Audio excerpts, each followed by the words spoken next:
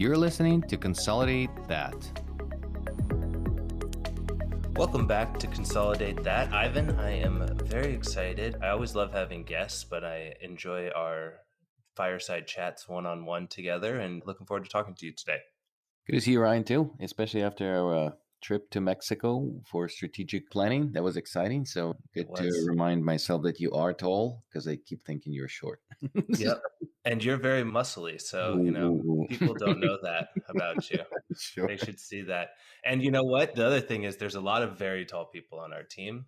If everyone's been working remotely, you should all do like a stand up and stand back from the camera thing, like when you rob a convenience store or something with one of those little measuring sticks. But speaking of measuring sticks, okay, we're going to talk about continuous learning today. And so, and the things that you need to measure and use to make that successful. So the reason I wanted to talk with you about it today was because we've had some great policies or ideas around continuous learning in some of the different organizations that you and I have been in together, from VIS to Galaxy Vets to the things that you've done at SmartFlow. And I'd love to just get your insight and thoughts on how organizations at scale can go about fostering a continuous learning environment. Yeah, no, that's a great topic because we talked to quite a few consolidators that provide continuous education. And so on Consolidate, our operating framework that we created, there's sort of an artifact on the lower right corner, continuous learning, so you can read about it. We're going to expand it a little bit based on this conversation. But I think there's a big difference between the continuous education, what everybody calls, and continuous learning culture. So let's try to parse those two things. So continuous education is sort of known by everybody, thing that some professionals have to do.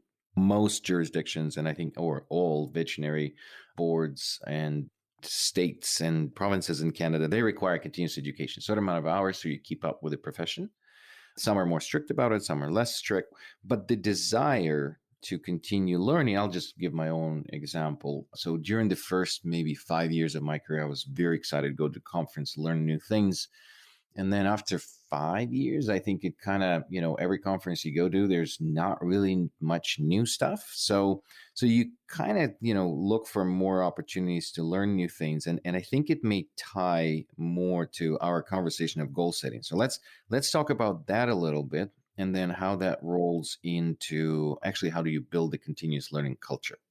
Yeah, I think that's a good idea. It's a good point that you make. It's a lot different than how to get people CE credits, because I know that, like with my wife being a realtor, even I have a mailer here about her being up to date or needing to be up to date on her CE credit. So she needs to sit through a title policy rule for 4 hours just to keep her license. But, going to a course at Stanford and learning negotiations or developing a second language skill, those sort of things, I think are what we want to talk about with continuous learning. So following a passion, but not just making it completely random or unbridled.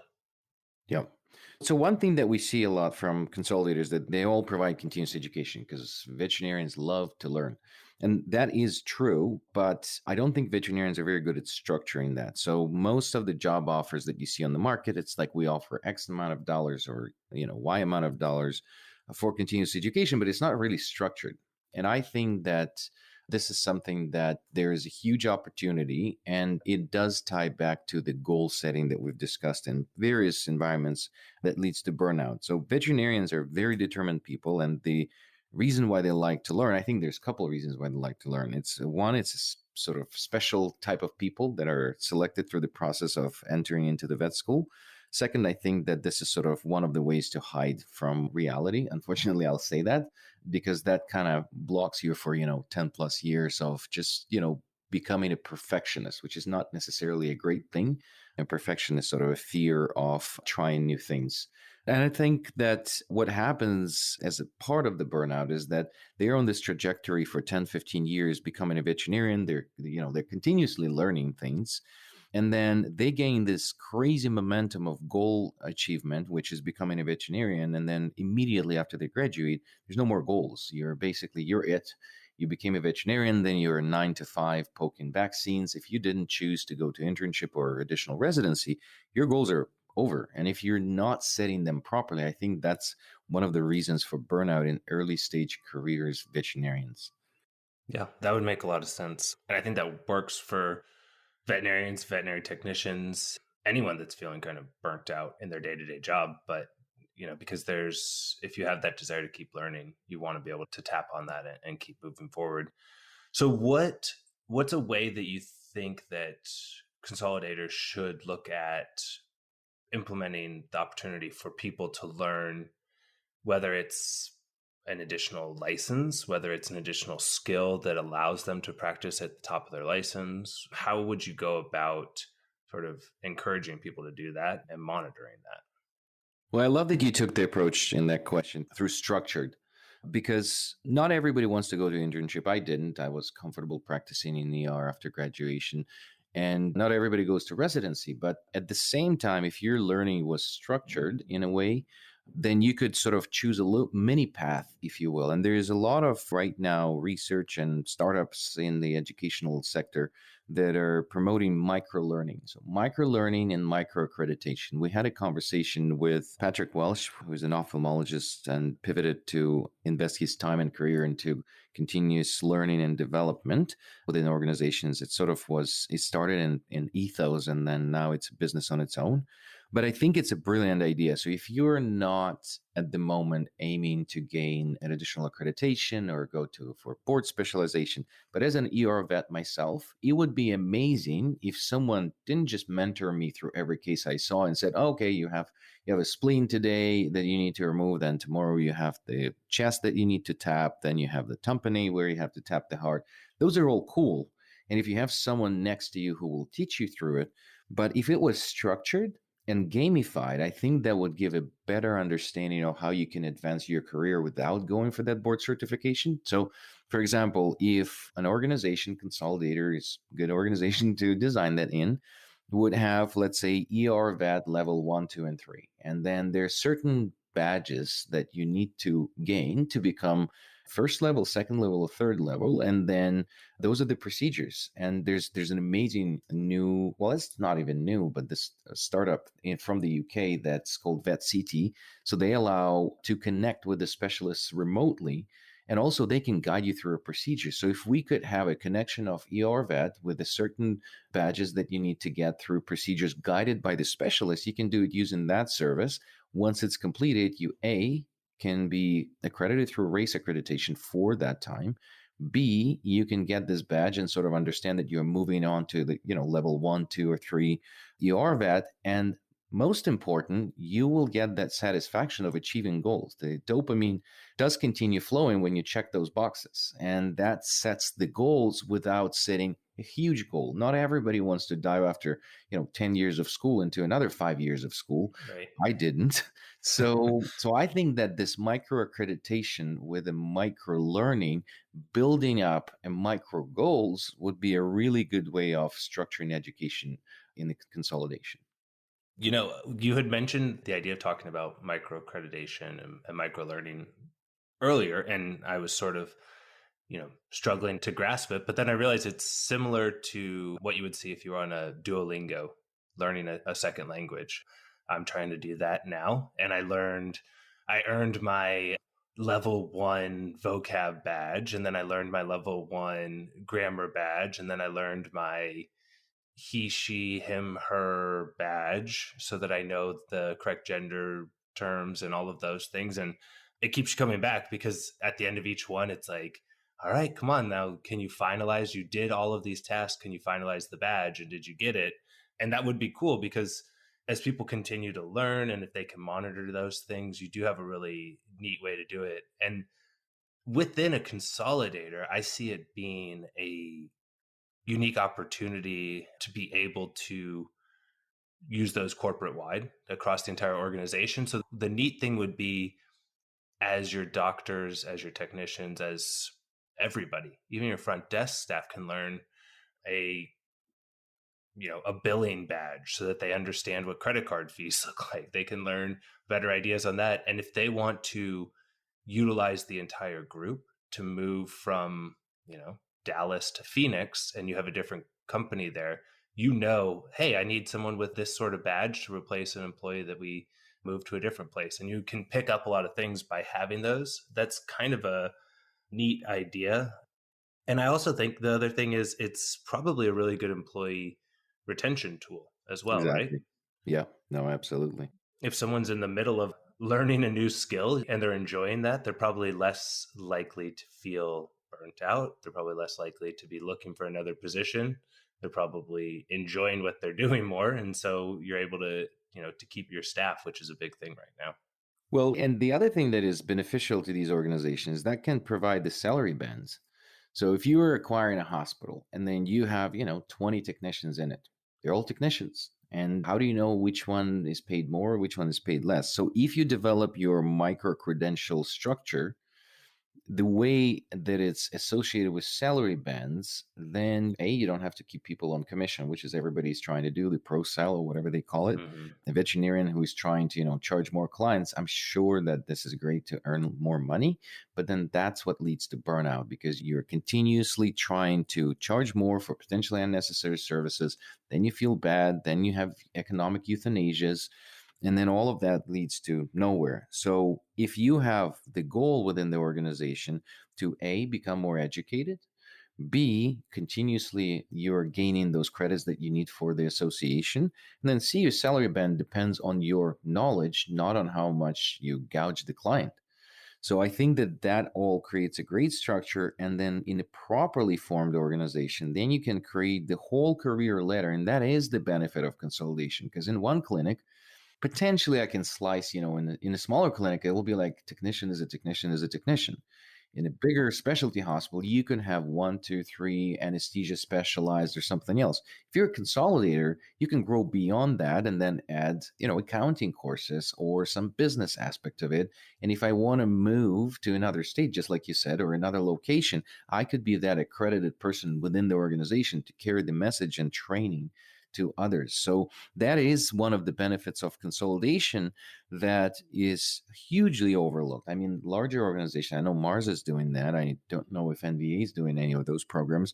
But if you'll think about, we talked to one of the consolidators and, they said we have like 80, north of 80 hospitals. And the huge driving feature of our organization for sale of your practice to us is that we provide tons of CE.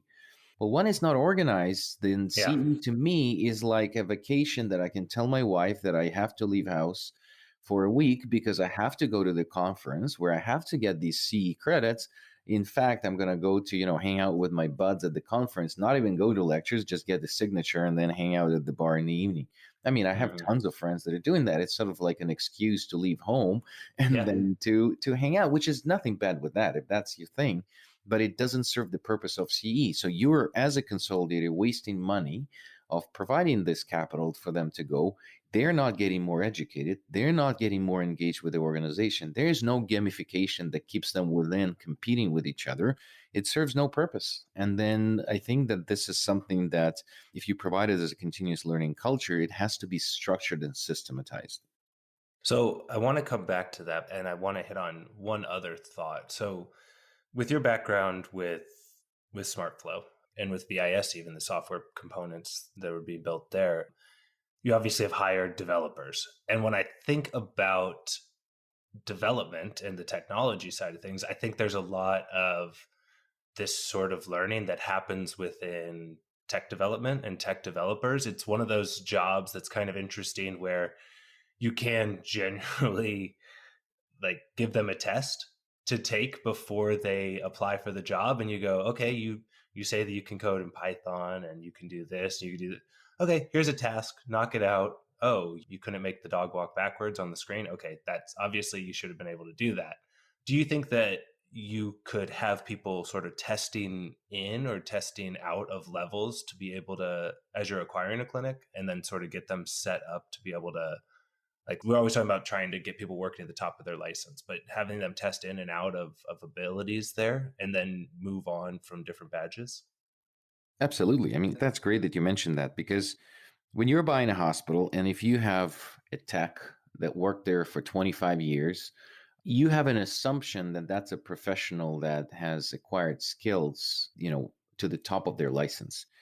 But when you dig in, it might not be the case. So to provide the top dollar for this position, and I'm always advocating for paying the highest price on the market so you can retain the talent. But how do you identify on which market this person is? So definitely this is directly then linked for post-acquisition assessment of skills and the levels. Because you can A, justify the pay or raise it if you need to. B, you can clearly outline the trajectory, because when people are moving into the new organization, especially if they don't provide equity to employees, then you're A, scared you're going to lose your job. B, you have certain agreements with the previous owner. And going back to our, triggers of burnout, then there's a sense of unfairness is one of the huge triggers. So if you Right. work really hard to, gain certain knowledge and certain skills, and then all of a sudden the owner sold the practice, and then now it's not appreciated, that testing definitely needs to happen. It shouldn't happen at the time of acquisition. You're going to lose all people, but this special period of stabilization that we're advocating for in our consolidated operating framework is crucial for that. Because A, you understand the skills of people, B, you understand how willing they are to learn or to develop further. That's another huge thing. If you're buying a clinic and you're just advertising, we're going to provide CE to everybody, and everybody's burned out, I don't want to learn a thing when I'm burned out. I want less Yeah. work, Yeah. better environment, and I don't want to learn. So when you're going with those theses and just blanket through them, we're going to give you money to go to conference. I don't want to go to conference. I want more people. I want better workflows, and I don't want software that's glitchy. So these are the things that you really need to assess. And that's why I'm advocating for that stabilization period where you actually insert some professional with a psychology degree, and they actually can assess these people for rate of burnout, readiness to change, their level of educational micro credentials within a certain position.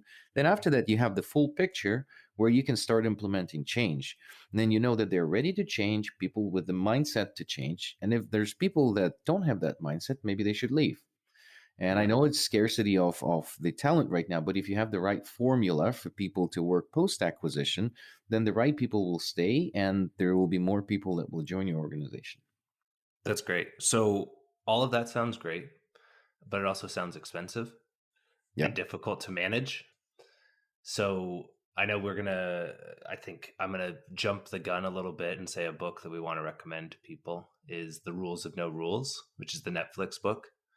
They talk in there about the no expense policy, and they hit on that as far as continuous learning and continuous improvement and the things like that. How do you think you could utilize that for a group if you were trying to roll this out at a consolidator?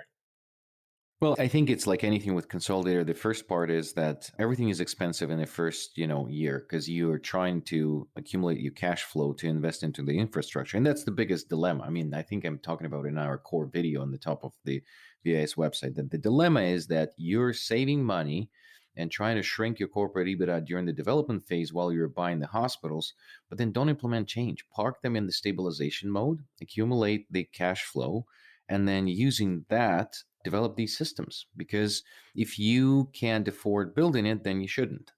And the outcome that we've now know, what's the upside of building consolidation in the private equity world.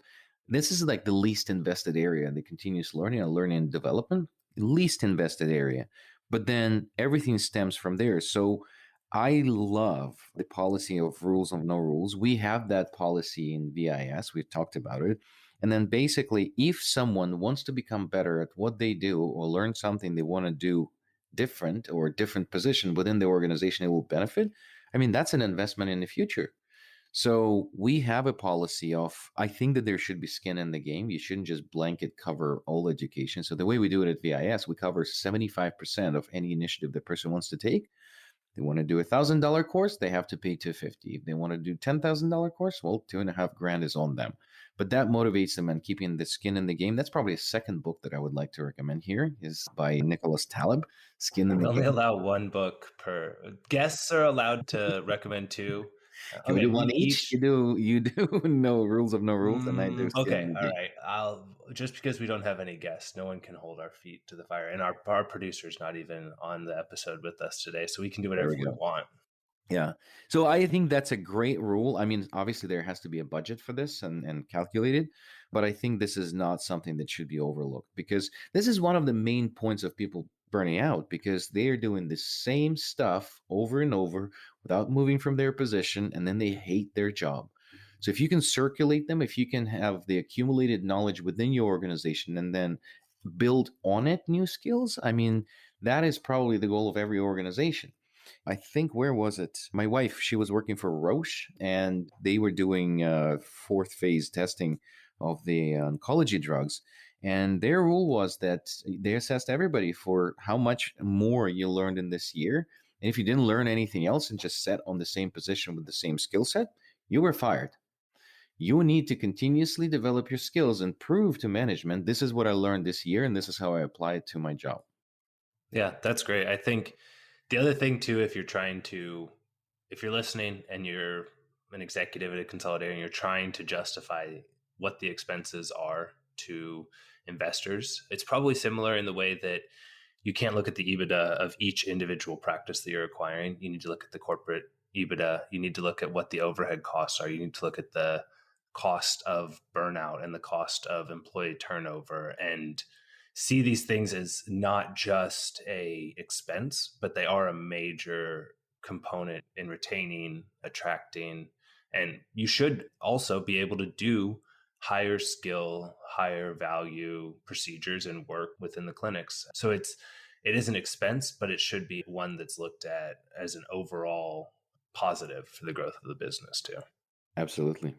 I think we ran out of time. We should be Yeah. keeping it honest to our listeners. So we're through 20 minutes. I love the topic. So thank you for bringing this up. So continuous learning rather than continuous education, spotty continuous education is a great model and the unit that needs to be designed within every consolidator from the get-go. Well, Ivan, always a pleasure. Talk to you soon. Cheers. Thank you so much for listening to Consolidate That. If you want to hear our new episodes, please find us on any podcast platform. Also, you can learn more about us on our website at vetintegrations.com.